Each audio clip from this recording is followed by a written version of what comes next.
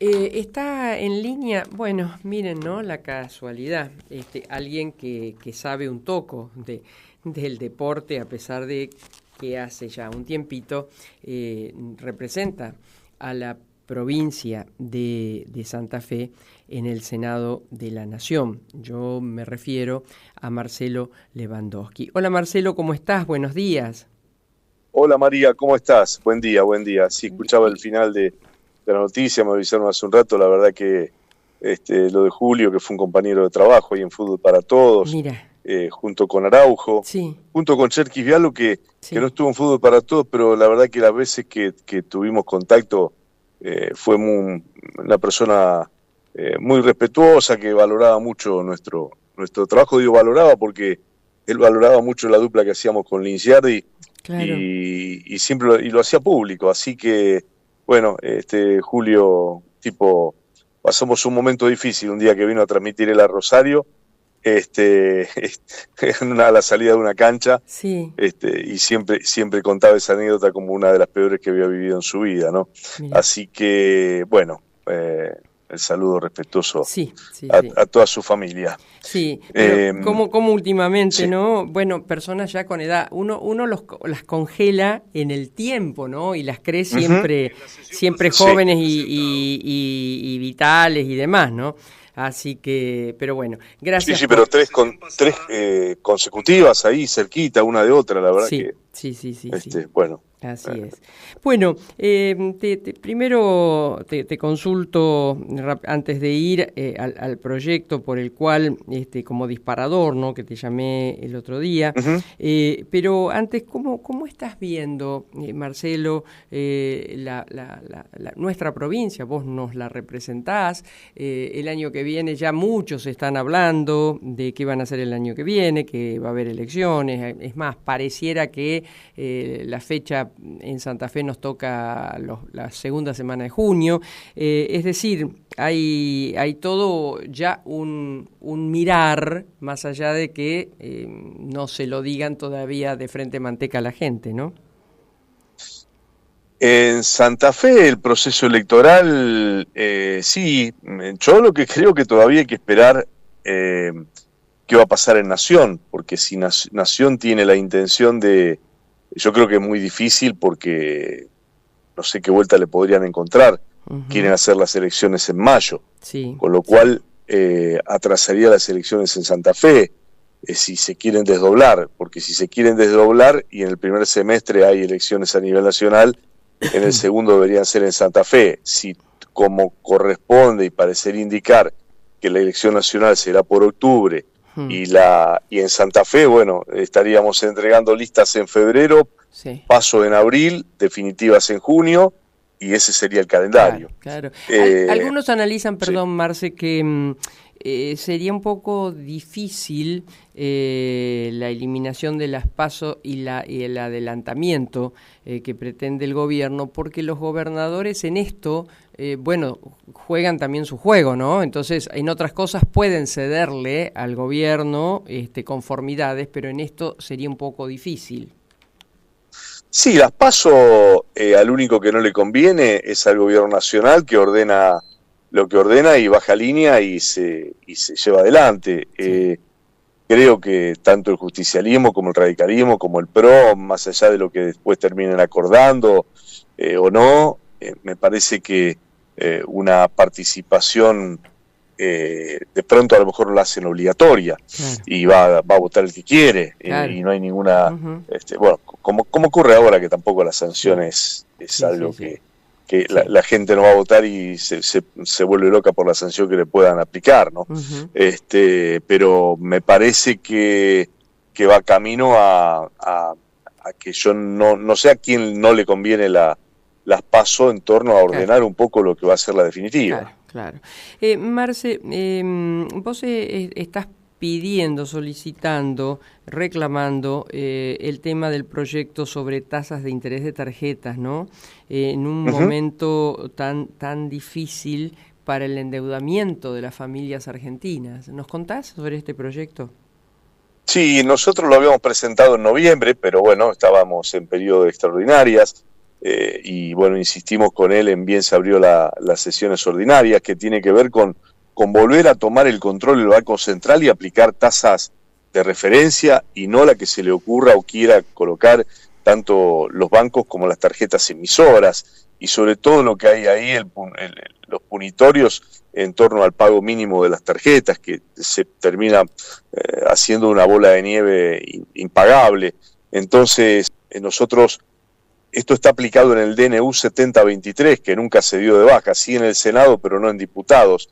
Entonces, aquí se corrió al Banco Central como autoridad de aplicación y de control sobre el banco, sobre los bancos y las tarjetas, y hoy se puede aplicar la tasa de interés que las tarjetas deseen. Entonces, esto ha provocado el endeudamiento que tienen las familias, que es un nivel altísimo, como no se daba hace muchísimo tiempo en Argentina, el nivel de incobrabilidad que tienen los bancos también en torno a las tarjetas, gente a la que le chupan todo el salario prácticamente para pagar las deudas. Bueno, esto es lo que se está viviendo. Entonces nosotros decimos poner un freno a todo esto con tasas de referencia, con una intervención del Banco Central, y en estas horas vamos a presentar también otro proyecto que tiene que ver con los que ya están endeudados y establecer alguna línea de financiamiento para poder salir de los que ya han perdido la posibilidad de pago. Porque es una ciénaga. El otro día me decía Daniel Arroyo, que el exministro y es diputado nacional, que sigue con atención estos temas, y me decía, cosa que me impactó, ¿no? Dice, la mayoría de las familias llega a fin de mes y no sabe cuánto debe. ¿Por qué? Porque recurren al usurero, recurren al padre o al hijo o al amigo o al que fuera, y se arma una bola tal de endeudamiento que no saben ni siquiera cuánto deben. No, realmente tenés varias líneas. Acá tenés primero el que está impecable y puede pasar por un banco, que ya cada vez se va engrosando la lista de los que no pueden entrar, o aparecen en el verazo, aparecen en incobrables.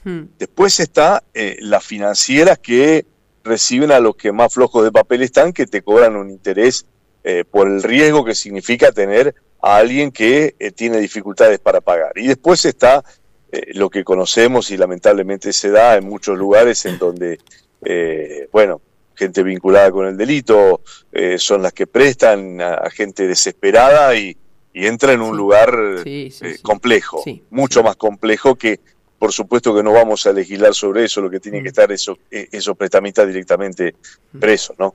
Pero es una soga al cuello de muchas familias que están desesperadas por no poder acceder a cómo seguir adelante. Y por si faltaba algo, no sé si lo has trabajado o lo vas a trabajar, pero el PAMI está prácticamente en cesación de pago. Hoy pasé frente al menos al que está, viste que nosotros tenemos dos, PAMI 1 y PAMI 2, vi a sus trabajadores afuera, y los pobres jubilados encima, que tienen congelado el bono de los 70.000, que hoy debe ser 20 y pico mil pesos, y le quitan medicamentos, le quitan prestaciones. En realidad es como que uno siente, voy a decir una cosa durísima, pero que sienten que los acorralan ante la posibilidad de la muerte.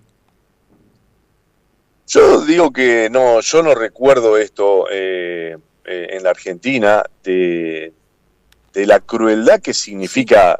La verdad que esto es crueldad, porque vos decís, bueno, mirá, a ver cómo hacemos para resolver determinadas situaciones. Yo creo que tanto a jubilados, los adultos mayores los están empujando a si no tienen alguien que los ayude, directamente a la desaparición. Te agrego los medicamentos, y había cosas que también son menores, pero mira, mi viejo estaba en un centro de jubilados con mi vieja, centro de jubilados de la Unión Obrera Metalúrgica, y estaban siempre, sostenían un localcito, el PAMI les daba los bolsones para que lo repartan entre los que tenían la mínima, te conseguían un colectivo para que después te daban Embalse, Chapadmalal, salidas turísticas ¿qué hacía la vida de la socialización de toda esa gente? Bueno, centros de jubilados van desapareciendo porque directamente ni se pueden sostener. El Bolsón hace rato que lo eliminaron. Entonces, también al margen de lo que no les pagan o de lo mal que le pagan, al margen de tener una prestación cada vez más compleja, al margen de no tener los medicamentos al 100% gratis como lo tenían, también esa forma de acudir a un lugar donde se encontraban y donde tenían una respuesta y que se fueron cerrando, también es una situación que por ahí el común de la gente no la conoce, pero hace a la vida misma de un jubilado que en vez de quedarse en su casa mirando televisión o mirando las paredes, tenía otros con quien relacionarse. Y también ese Bolsón los ayudaba, también el salir a un paseo los ayudaba. Bueno, eso también quedó de lado. Vos sabés que sumé, mientras vos hablabas, y en un rápido raconto, vos sumé también los más que hablan negativamente, ¿no? Y en un minutito sacaste 7, por lo menos, cosas de recortes sobre hechos positivos de una persona que laburó toda su vida y que le roban su jubilación porque va a otros lugares, a otros fines, como bien dice siempre Eugenio Semino, no se las devuelven nunca y la pasan mal después de haber aportado toda una vida. Eso realmente es tremendo. Y bueno, fíjate al desfinanciamiento que sufre ANSES.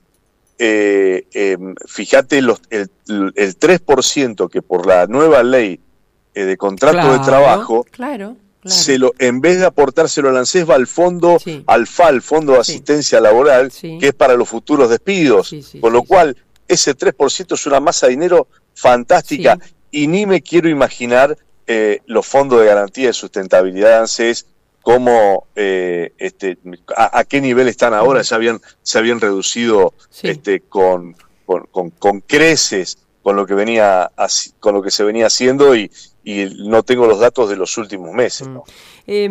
Marce, ahí la escuché a tu compañera en el Senado, la ex ministra Bullrich, que dijo que se iban a poner al día con las deudas del PAMI. Sería bueno, ¿no? No sé cómo se manejan esas cosas en el Senado de la Nación, pero que le pidan que cuente si lo sabe, porque a hoy eso no está apareciendo. No está apareciendo, lo sufren las farmacias, las prestaciones médicas, en algunos casos la falta de insumos para operaciones, por ejemplo. Totalmente, una prótesis, lo que habitualmente manejan los jubilados. Con mayor frecuencia los jubilados, ¿no? Pero realmente, alguien alguna vez me dijo de lo que comentaban puertas adentro de la Casa Rosada, gente que habla en la Casa Rosada, a lo cual yo no le daba crédito porque, digo, bueno, me lo están contando, que el razonamiento del presidente es, los que ya tienen más de 70 o de 60 y pico son los que nos dejaron este país que tenemos. Así que ahora que se la aguanten. Nosotros vamos a apostar por los más jóvenes, que son los que nos van a dar la formación de un nuevo país.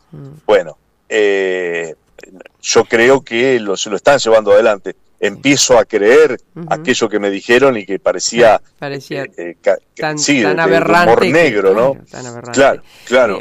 Pero la realidad me lleva por ese lado, a pensar que eso es cierto. En dos últimas preguntas, Marcelo. Por un lado, sé que tal vez me digas falta mucho, pero necesito consultarte qué estás viendo para el año que viene a nivel electoral. Vence tu mandato, ¿verdad?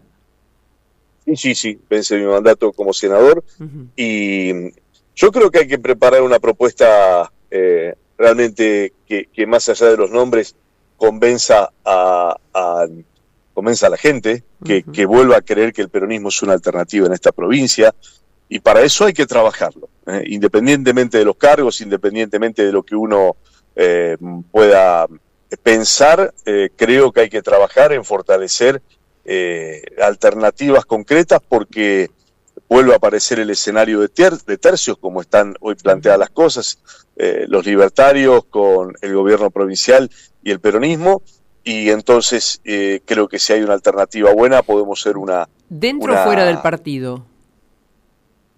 No, yo creo que lo que hay que proponer es un PJ fuerte, un PJ democrático y un PJ que no esté manejado solamente por un par de lapiceras que ordenen y hagan lo que quieran. Ujú. Entonces, eso es lo que uno prepara y pregona para que, en definitiva, sea el afiliado o sea el que no es afiliado, pero adhiere y tiene simpatías por nuestro movimiento, o es el común de la gente que pueda ver a alguno de los candidatos del peronismo como una alternativa para llevar adelante la provincia. Por último, Marce, tengo entendido que hoy tenés una actividad donde, bueno, está un querido amigo, Eduardo Seminara, Mayra Arena y bueno, y vos, con un tema no menor, ¿no? ¿Qué nos dejó el golpe del 76 ayer y este 2026? ¿Podés tirarnos una línea?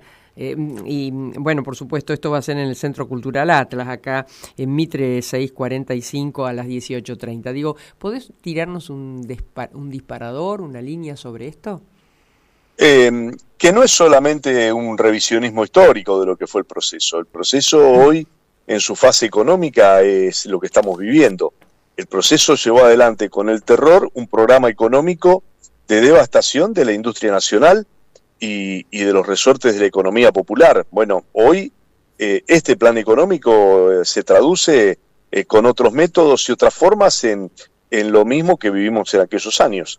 Por lo tanto, no es solamente la trágica consecuencia de lo que vivimos y de los desaparecidos, del terror que se vivió en aquella época, sino también de que fue el instrumento para aplicar un plan económico como el de Martínez de Oz, y que los alumnos de aquella dictadura están hoy manejando la economía con los mismos programas, las mismas ideas y la misma crueldad con la que venimos viendo en cada una. Hablamos de los jubilados, podemos hablar de la discapacidad también, Sí, obvio. como otro hecho tremendo, y podemos hablar de lo que están haciendo con la educación y con la ciencia y tecnología. Bueno, es con otra forma, otros métodos, 50 años después estamos viviendo lo mismo. Marcelo, como siempre, muchísimas gracias. Siempre sos muy generoso con nosotros. Un abrazo, María. Un saludo a todos. Gracias. Marcelo Lewandowski, que, bueno, recordó primero a su compañero como periodista deportivo, a Julio Ricardo, y, bueno, hizo su homenaje de alguna manera, ¿no?, a su desaparición. Voy a